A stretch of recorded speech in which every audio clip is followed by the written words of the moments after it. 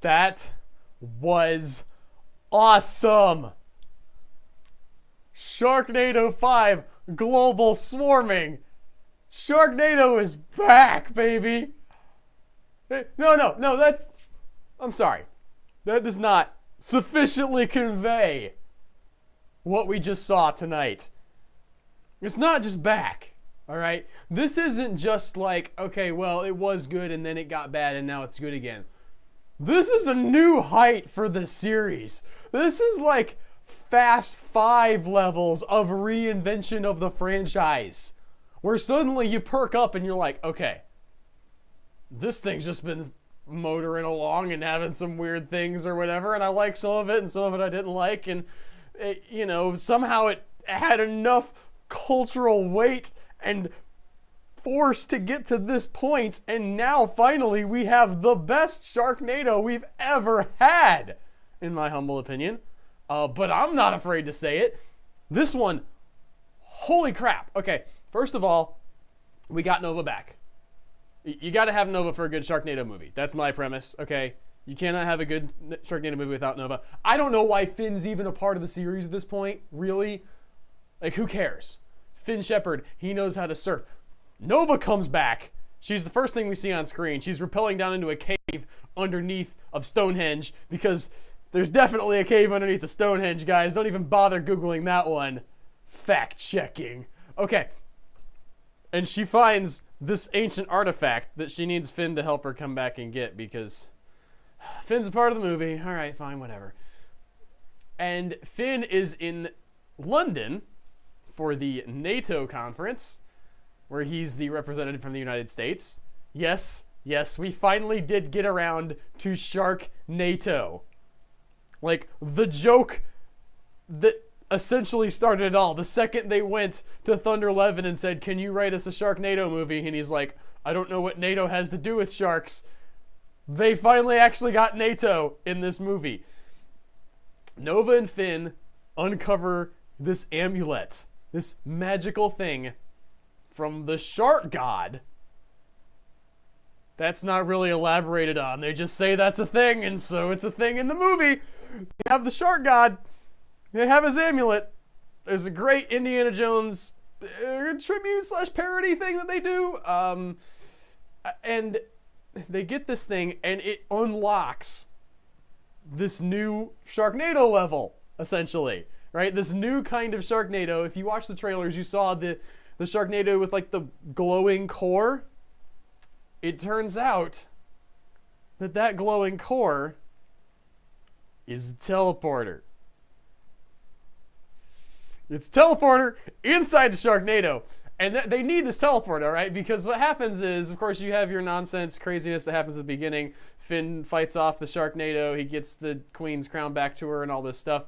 And all of a sudden, he finds out, oh no, my son, who thankfully was not on screen for that long. I mean, kid actors are just usually not a great idea when you're acting at the level of actor that Sharknado 5 can afford. You're really not going to be super happy with that child actor. But fortunately, he's not on screen for that long. He gets sucked up by the Sharknado, where he is protected by the shark hat that MI6 gave him, James Bond style.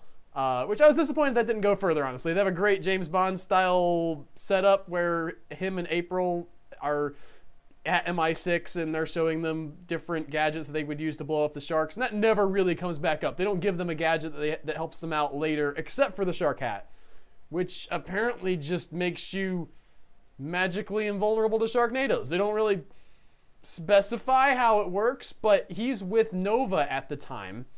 And Nova's trying to stop him from going into the Sharknado. She loses grip on him, and he flies in there, and he's in this teleporting Sharknado where Finn and April and Nova all follow him, trying to rescue him, and get teleported to different places all over the world. I love this premise, okay? You want to go all over the globe? You're Sharknado. Nobody cares about the logic anyway. Why not have a teleporter? You're just going to cut anyway. The film is just going to cut from one place to another. Why annoy us with and then they got on a plane, and then they got on a boat, and then there was a train. No, we travel by Sharknado now, baby. Sharknado is our way of travel, and also the thing that we're fighting. They go all around the world. They have all their standard celebrity cameos, and they have the Xfinity product placement, which is still a little bit more than I would really like to handle, though it's better than Sharknado 4, guys, okay? Maybe it's just the movie's better than Sharknado 4. I've had some time to ruminate on the failures of Sharknado 4, because I honestly thought Sharknado 4 sort of heralded the end of possibly having fun with the franchise. And I think what happened in Sharknado 4 was they had some sequences, like basically all the sequences, that their special effects couldn't pull off. And I don't mean in like realistic ways, because obviously these sharks don't look great. You know, you're going to have cheesy special effects in these movies. But there were some sequences in Sharknado 4 that I couldn't tell what was happening, because they couldn't make the shots work. Specifically in the Las Vegas scenes that open up the movie. And it really never recovered from that in my mind. It just sort of stayed at this annoying level. Sharknado 5 doesn't try to do that stuff as much. It puts you in all these different places. It has some cool Sharknado action, but you can tell what's going on, and it's all fun. You're having great fun with this game, gang. Nova's back. April is still a robot. This film 100% just lives in the universe that the other 4 films have created. A lot of times when you get to a film like this and you've had all the nonsense that happened before, you would sort of, as a writer, not say that didn't happen, but just kind of, well, we're not going to have April do robot stuff. But no, April does robot stuff. All right, she flies because she could fly in the last one, so she could still fly. She does the Captain America grab the helicopter, only she's a robot, so it's like, yeah, no problem, fam. I got this. I got this because I'm a robot. Captain America, what? Come at me, bro. All of this stuff has piled up, and the legacy of Sharknado coming into this film makes the ending even work more powerfully. And this is... throughout the film, I was just loving the Sharknado craziness of it. All right, they hit that sweet spot again. Sharknado 3 previously was the high point for me, and then Sharknado 5 just amped it up. They just got in that groove. I don't know. You have your like weird steampunk blimp. You have teleporting all over the world. You have all your crazy landmarks. Yeah, the makeover section was a little bit too much of a cameo push for me, but whatever. Like, April gets changed around, and they sort of nerf some of her powers, but give her different powers, and at least it serves a plot purpose. And we get to see Tony Hawk and the magic unfolding opera house of the Olympics. So all that's cool, but we're chasing Finn around the world. We find out that April has... No, I'm sorry. We find out that Nova has, like, special Sharknado fighting babes that she's recruited off screen. Nova's off screen adventures, they need to be like a comic book or something, or a prequel. I mean, we're gonna go back and see them because of the end of this movie, which I'll get to in a minute, but Nova's off screen adventures are the best. She shows up in Sharknado 3 and she's got her Sharknado fighting van as Finn's just driving across the, United States in a sedan to go to Orlando. She's tracking these things down, doing research on them, like, has all this high-tech stuff. Nova is in it to win it. Finn just shows up and there's a Sharknado. He's like, well, I've done this before. But Nova is, like, grabbing these sharks by the jaws and ripping them open and saying, tell me your secrets! What are you doing? I have a whole... Not fraternity. What's the one for the ladies with the not men? Sisterhood of the traveling sharks is what she has. She's set up this whole giant conglomeration of ladies who want to fight sharks, the Shark Sisters, and they're just all around the world now. She just has a whole secret organization that she's the head of because she's Nova and she's awesome. And then, as the movie progresses, we go through all these great stuff. We get Sharkzilla. Nova finally catches back up with Finn and April, who went off on their own and did crazy adventures. And we start to see people dying off.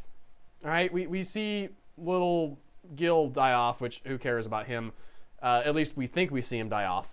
We see Russell Hodgkin and his son from the first movie, whose name I've forgotten. They get bit.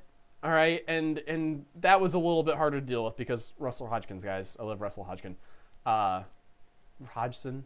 Anyway, guy from Z Nation, Doc. Great, fun character. And these people are all dying, and then the big one comes. It's Nova. Right? The best character in Sharknado dies. And not just like, oh, I got killed. Like, no, they put her on like a long, like drawn out death scene. She's talking to Finn about how she's sorry that she lost his son. And Finn's like, stay with me, Nova. And she's gone.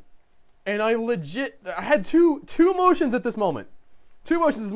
Motion number one was absolute real, like, sadness. Sharknado evoked an actual emotional response from me that wasn't just like, it's sharks in a tornado, guys. Because, I mean, that's, when I enjoy these movies, that's generally what I'm doing. Actual emotional sadness, but also an incredible amount of excitement because I started to see what they were doing. They had killed off all of Finn's family. They had killed off Nova. We had teleportation inside of a Sharknado, and I could see the shape of where this was going. I could tell. I was like, oh my gosh, we're gonna get time travel Sharknados, and we do. Finn and April go to Egypt. They're inside the pyramid. I love the title card, by the way, they put up there. They put a title card up whenever they go somewhere, and it's just like, yeah, no kidding, guys. We're in Egypt. It's the Sphinx and the pyramid. I know you're going for the lowest common denominator, but I think that one was unnecessary.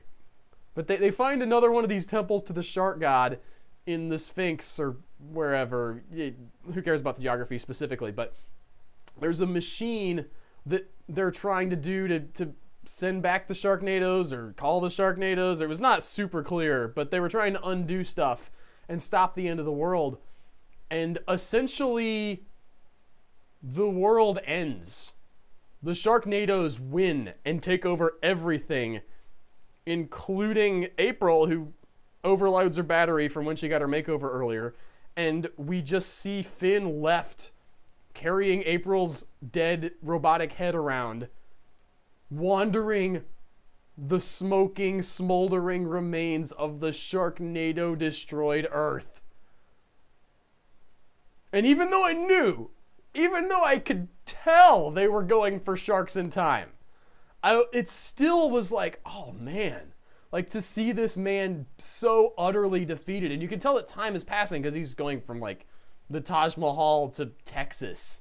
You know, he's covering a pretty good span of space. Maybe he's using the Sharknado teleporter still. I don't know. They don't show that, but it doesn't matter. The point is, this guy's wandering the empty earth looking for anybody left. And again, I was hit with real emotional resonance for this character. I didn't think Sharknado could do that. I didn't think that I was capable of engaging with Sharknado on that level, but apparently I was. And then, yeah, I knew it was coming. You knew it was coming too, right? Time travel Humvee rolls up, Dolph Lundgren inside, and who is it but Gil Shepard, all grown up. We didn't have to see that little brat anymore. We don't have to deal with his bad acting. We just have to deal with Dolph Lundgren's bad acting. So I guess we have good continuity there, at least. I love this. I love everything about this. I'm so glad that there can still be a great Sharknado. I was worried. I legitimately worried that this series was ready to collapse under its own weight.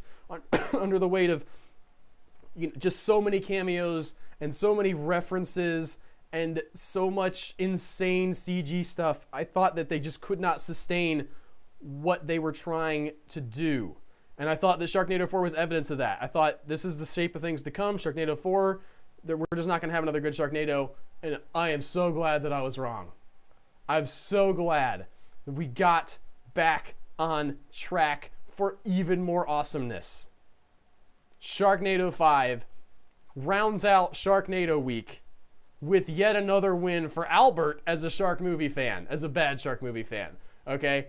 It's been a good week, guys. It's been a real good week. We started off with Five-Headed Shark Attack, pretty good stuff. Mississippi River Sharks, also pretty good stuff. Trailer Park Shark, excellent. And then we had Toxic Sharks, forget about Toxic Shark. And then Empire of the Sharks, really good stuff again. And now we are ending on the high note I did not believe we could end on. Sharknado 5 Global Swarming. I'm still annoyed about the title, but I'm too happy to care at this point. I'm just so glad. I hope you guys liked it half as much as I did, because even if it was only half, you still had an excellent evening of television watching. I am pumped for next year. I hope they can replicate this even a little bit, because this was awesome. You redeemed yourself, Sharknado. Anthony C. Ferrante, Thunder Levin, and the new writer they brought on, whose name I've forgotten because it's not Thunder Levin, because how can you forget Thunder Levin? But all y'all guys came together and got something really cool going, and I appreciate that. I do not appreciate, I will say, new theme song. No, no, no, no, no, no, no. That's not my Sharknado theme song. It's not. I want to sing it right. I have the record. I have...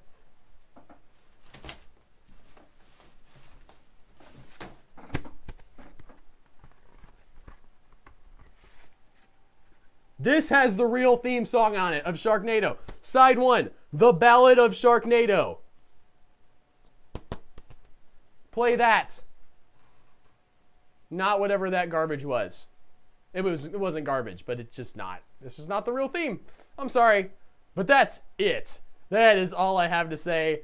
I hope you guys enjoyed it. If you like this video, click that like button, comment, and let me know what you thought. I've really enjoyed talking with you guys in the comments about your experiences of the Sharknado week. It's been really cool meeting some of you guys. You found the channel through these different videos, and I appreciate all the interaction. And that's it. That's all of Sharknado week. We may be back with more shark movie coverage at some point, but not nearly as frequently as it was this week. But we do have other awesome stuff on the channel, so click around, take a look at some of that, and I will see you guys later. Take care.